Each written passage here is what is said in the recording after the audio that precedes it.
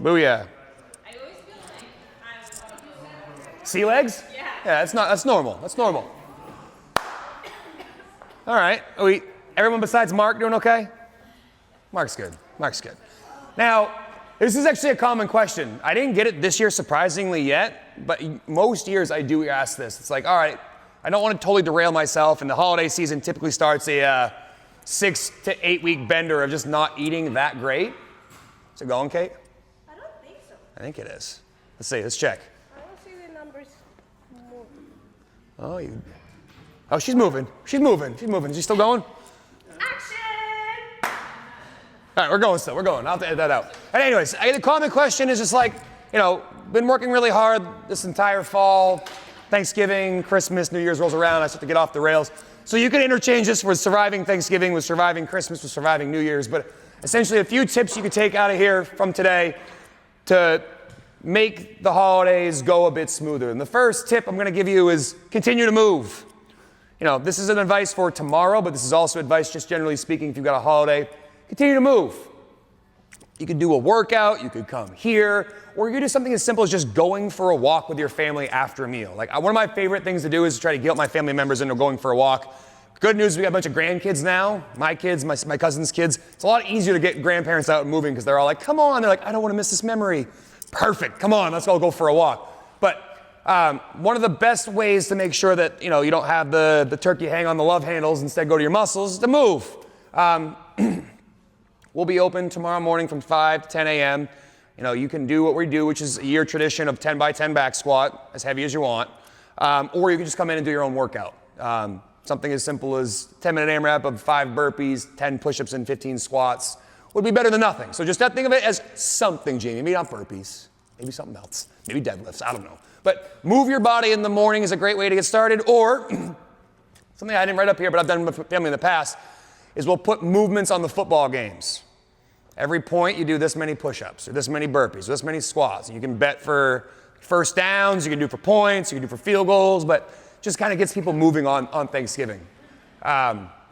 Second tip, enjoy dinner. Doesn't happen all the time. It's okay to eat Thanksgiving food. You should eat Thanksgiving Day food on Thanksgiving with your family. It's a great time. Just remember to keep things in moderation. Don't eat a whole pumpkin pie by yourself. Don't eat 2 tubes of cranberry sauce, Kenny. Don't do it. Don't do it. But again, enjoy the things you like to eat on Thanksgiving. Just don't go buck wild and don't have the leftovers for the next 3 weeks. My family one year, I think we had 15 pies and 1 turkey. He used to say everybody went home with like 3 pies. I do that's not great. Third, when you make Thanksgiving, if you can, try to make your own meals. The more pre-bought, boxed bullshit you eat, the higher likelihood it's high glycemic and terrible for you. Stovetop stuffing, the pre-made mashed potatoes, cranberry sauce in the can. So it's the first 2 ingredients are high fructose corn syrup and corn syrup. I think the last ingredient is cranberries, maybe. It says maybe on the label. It says cranberries, maybe. That's true. That is true. Cranberries aren't the greatest. But if you can, try to avoid pre-made items. Then when you get to dinner, start your plate with a lot of protein. Ham, turkey. Try to make the bulk of your plate for Thanksgiving the meat portions of it. If you are someone who eats meat. If not, try to aim for more of the low glycemic options we'll talk about here in a second. But try to load up on protein and veggies to start. That's a great way to make sure that you're, 1, keeping your blood sugar under control, but 2, getting the best nutrition you can from your Thanksgiving Day meal. And then 5, which is interesting for 2 reasons. That's why there's number 2 there. First, drink plenty of water. That'll help you feel full faster, so you're less likely to gorge on being starving and eating 16 plates of Thanksgiving. But also, it helps slow down digestion.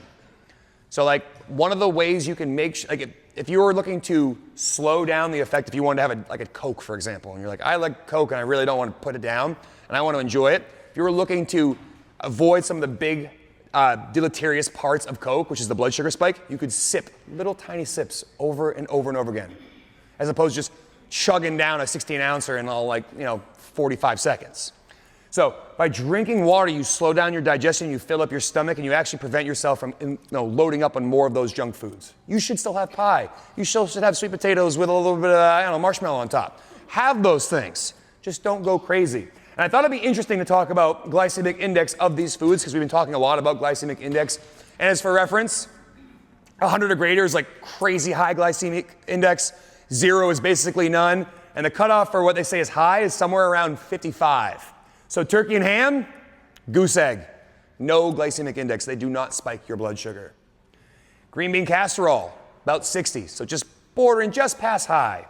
Dinner rolls, mashed potato, gravy, stuffing, sweet potato, cornbread, Brussels sprouts, applesauce, all in like high category. So things you want to have on your plate, but just in moderation. Things you can go a little bit more crazy on. You know, if you're looking for things you can eat, you know, carrots are obviously great. Surprisingly enough, pie is less glycemic than sweet potatoes when they're roasted. I assume when they say sweet potato, they're up at 96. It's sweet potato with the old marshmallow on top.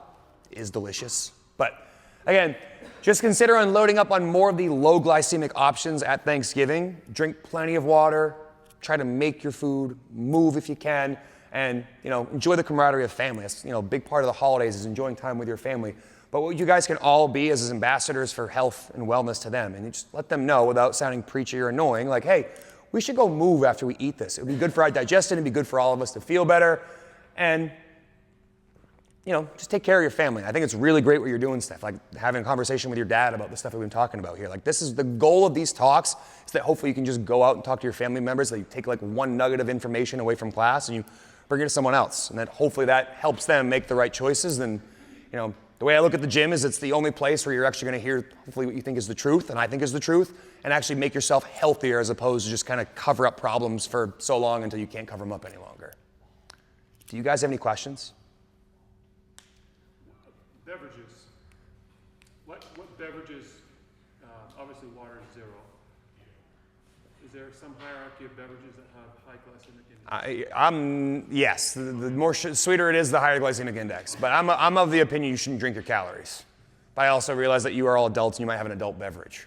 Yeah. All right? Like a glass of red wine. And, 6 ounces.